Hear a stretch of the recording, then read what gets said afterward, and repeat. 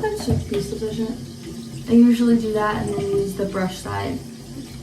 Not only is she scratching the outer layers of her epidermis, this is a disaster. Today we are reacting to Madison Bailey's nighttime skincare routine. And if you don't know, or if you're new here, hello, my name is Cassandra Bankson. I'm an expert and I've been in the industry for over 10 years, and I've personally suffered with acne for over 15. She seems like a teenager, so I'm hoping we're gonna have an acne conversation because teenage skin is usually coupled with breakouts. And as a medical esthetician, I specialize in acne. Although I've worked alongside and with doctors and dermatologists, I'm not a physician myself, but I love analyzing, scrutinizing, and learning from other people's skincare routines.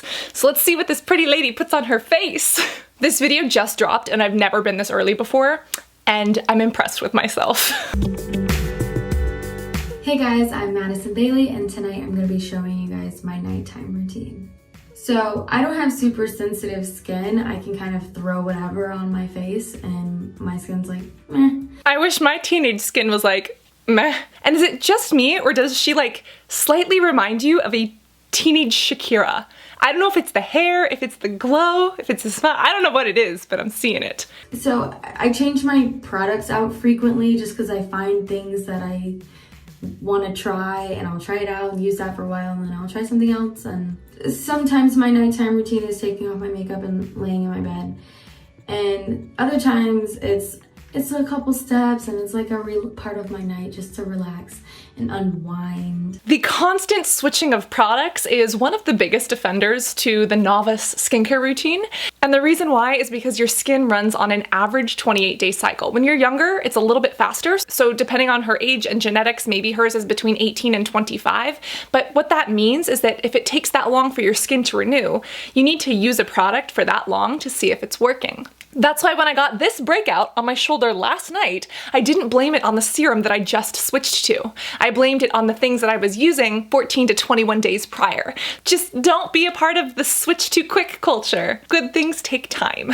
First thing that I do, I'm gonna put my hair up. Step one, always. So the first thing I'm gonna be using, and have been using since I've been wearing makeup, since I was 14, Neutrogena makeup removers. I just got a new pack. So satisfying. I didn't do that in the most satisfying way, but it was great. I used these when I was 14 too, and now they are a part of my teenage regrets. These makeup removers are not good for your face, and it took me years to figure that out. One of the reasons that people who wear makeup get acne is because if that makeup sits on the pores, it can actually cause a physical plug, and those little pores can't get their oil or their secretions out. And it kind of builds up underneath the skin, bacteria eats it, they create waste products, and it causes a pimple. Removing your makeup is essential, but when you're removing it with a makeup wipe, you're literally just spreading all that grime across the skin. You're not actually getting it off. And then whatever is soaked into that makeup wipe is now being placed on your skin. Please don't use these. So then I'm gonna take this, and this will take off all my makeup. I usually only need one, which is nice. We won't go there. And that right there is why people love these wipes so much, because again, they do remove the makeup well. But do me a favor and instead get yourself one of those eco-friendly makeup cloths, wet it with a good makeup breaking down cleanser or an oil cleanser. That will remove the makeup just as well. If you use an oil cleanser, that will actually break down the particles. Even a Castile soap with a high pH will break down those makeup particles, raise the pH of the skin, and then you can bring the pH back down to acidic with a good toner. Don't use the makeup wipes. I don't know how she is so glowing and gorgeous, because one of the reasons my skin was angry for so many years was because of these little purple packaged wipey demons. Yes, I swear by these makeup removers. And I only have to use one.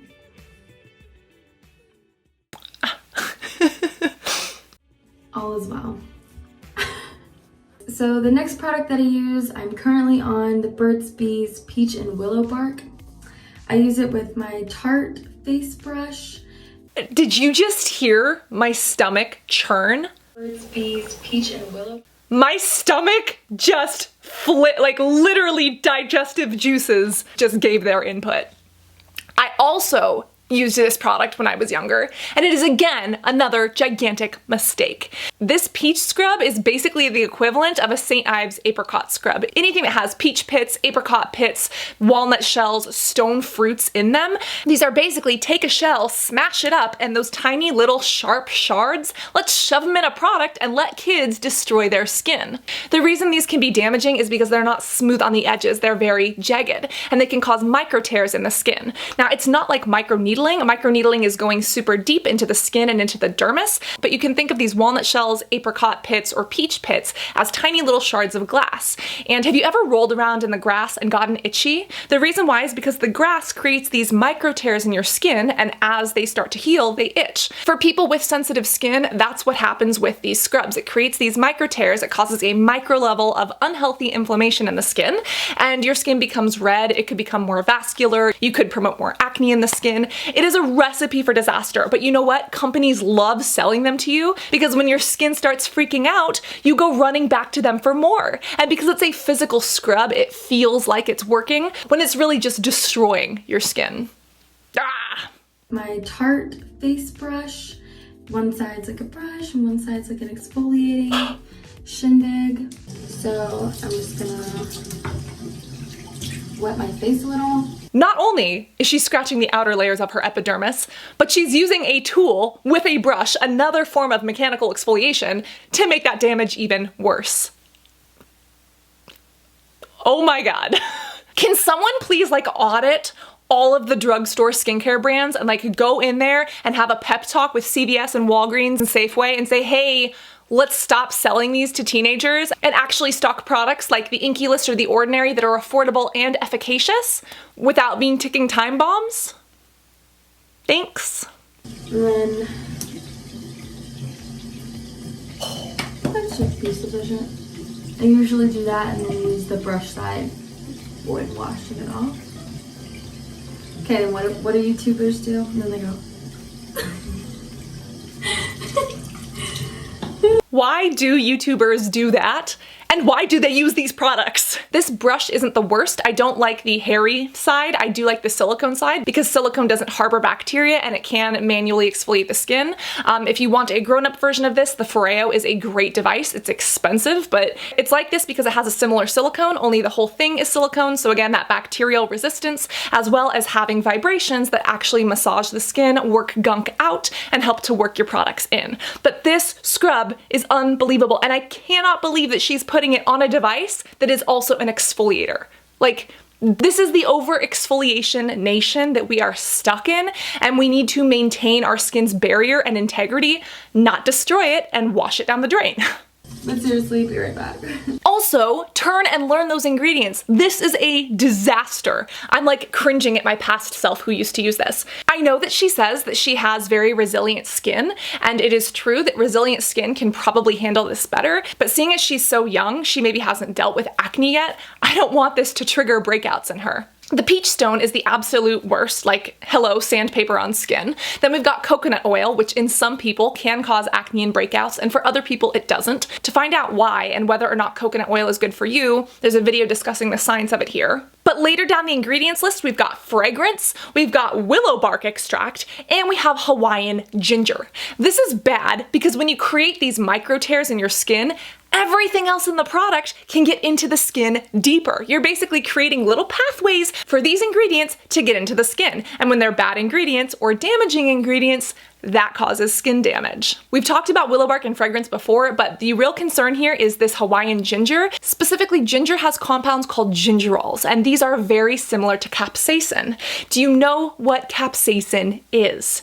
If you don't, I'll tell you, and if you do know, it's because you know the burn. Capsaicin is the spicy stuff, like what you find in jalapenos and ghost peppers and what you like to put on your tacos and your curries if you like to live life on the spicy side. However, capsaicin not only burns your tongue, but it can burn the rest of your face. Because gingerol is very similar, your mind could kind of exaggerate and you could imagine this as rubbing the hot, spicy, jalapeno-like stuff into your pores. Obviously, there's probably such a small amount in this product product that it doesn't make a huge difference, but still, you don't want that to get super deep into the skin, and along with fragrance, both of these could be fine the first couple times you're using them, and then 10, 20, 100 times later on, your skin could create an immune response, and you could have a full-blown reaction. And then this, on top of other products, won't work for you. Do not use this. Please use one of these chemical exfoliators, or if you don't want a chemical exfoliator and you just need to rub rocks into your skin, here are 3 physical exfoliators that have rounded edges made from rice or jojoba or gentle ingredients so that they won't completely destroy your face. I'm going to use the Neutrogena Rapid Clear Daily Leave-On Mask. And I don't put it all over my face, I just put it in a couple spots. The reason that she's using this is probably because she has acne, and now that I'm looking close, I can kind of see them, and I immediately want to hug her because that means we are sisters, as in acne sisters. And I'm really sitting here and wondering if these makeup wipes leaving residue on her face and then scraping her skin open is contributing to these breakouts. This product specifically has benzoyl peroxide. It's a keratolytic agent, which means it does break up the top layer of that skin right here that's causing some of those pimples, and it also kills bacteria, which means the acne bacteria in the skin can't live happily ever after, and hopefully it gets the F off your face. This Neutrogena one is decent. It's inexpensive. However, I don't like it because I have some thoughts on Neutrogena and Neutrogena tests on animals. What I would personally recommend is the Panoxyl wash. They are cruelty-free. You can use them along with a retinoid in your routine, and they have beneficial ingredients such as glycolic and lactic acids, which are the acids that she should have used to exfoliate her face in the step prior. I use this, I saw this at Urban Outfitters. It's an anti-stress serum for nighttime. And it's pretty and it smells good. And it makes my skin feel really, really soft when I wake up. I just feel a little hair. She's doing something that everyone likes to yell at everybody else on the internet for. It is placing the dropper on your skin and wiping it across your cheek. A lot of people love to scream about this because it is true. If there is bacteria or stuff on your skin, it could contaminate the product, and then you're putting that product all in together, and it could be like a little petri dish growing things that were once on your face, now in your bathroom. However, this is why we have preservatives in products. Preservatives specifically stop microbes, bacteria, or fungus from growing in our products. So this isn't the worst thing to do, but is it a good practice? No. Have I done it in the past up to a year ago? Yes. Do I recommend it? No. And should you stop? Yes. However, it's not the worst thing in the world. The real question is, what's in this bottle? Because I can't find the ingredients. Okay, so anybody who knows me knows I love my crystals. So obviously, after a long day, this is not an everyday thing because it's time consuming. I love to use my rose quartz. It's just my self-love at like the end of really any given day. It's just really nice and makes me be nice to myself. Yes to self-love. Skincare is self-care. It's like that one time of day where you have to press stop and reset. It's just you. When she first said crystal, I thought she was gonna like whip out like a crystal rock and like sit there and do some crystal healing on her face. Honestly, some of these extreme videos from Harper's Bazaar or Vogue have really effed me up because like now I just expect the worst. These things are basically glorified facial massagers. You don't need to spend $500 on them, and you definitely don't need one that is gold and vibrating to put things into your skin. Trust me, you'll be fine without it. However, for self-care, for a little bit of relaxation, massage is stimulating to the lymphatic vessels in your face, as well as the capillaries in your face. It's definitely not something bad, and overall, if you have the time, it's a good practice to get into. My question is, what is in this serum? We need to know the ingredients.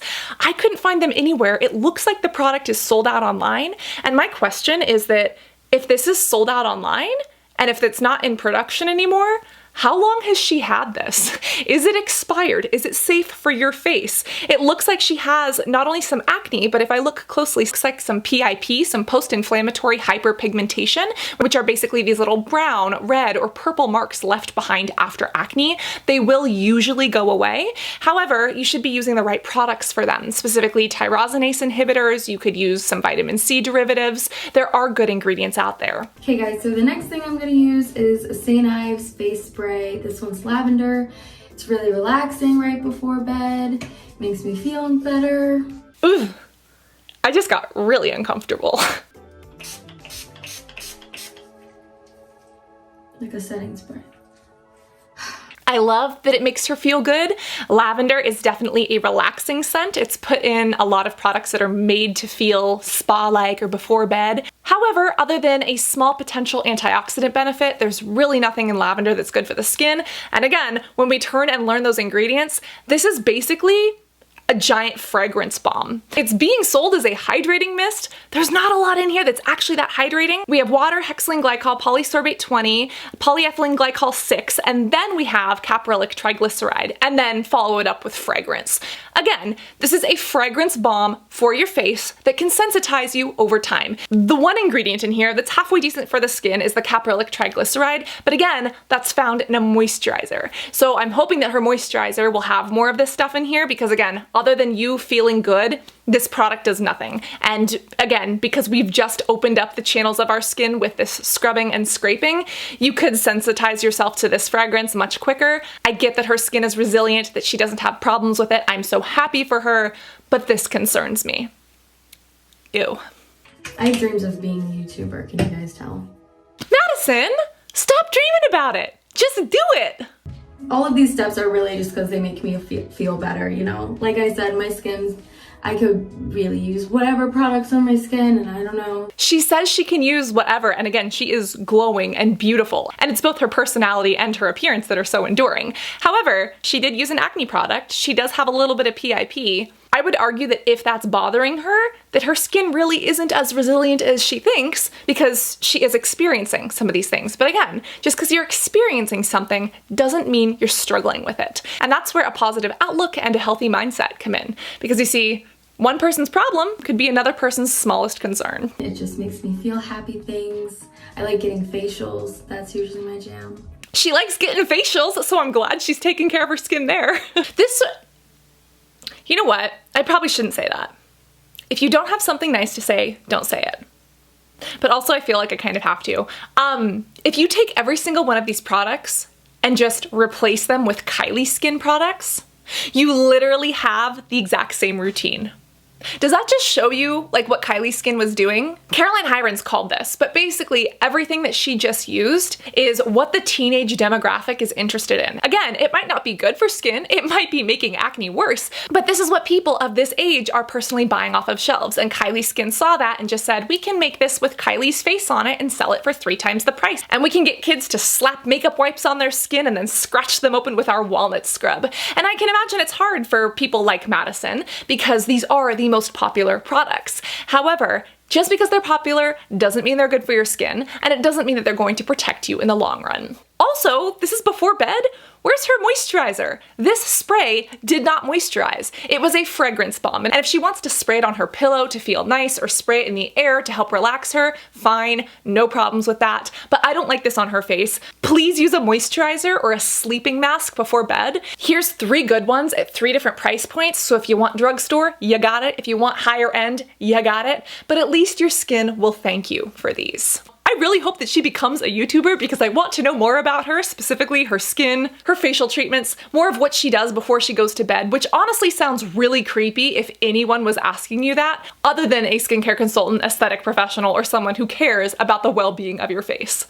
Because yeah, if that was just randomly asked, that would be really creepy. Go ahead and poke that like button until it turns blue, and before even touching the subscribe button, leave a comment. Have you ever used some of these products? Because I made some teenage mistakes, and thank God I've grown from them. If that subscribe button is red, go ahead and slap it, but not with a makeup wipe, and slap it until it turns gray like my shirt. Overall, always remember to be beautiful both inside and out, and I cannot wait to see you in this next reaction video. Love you guys. Bye.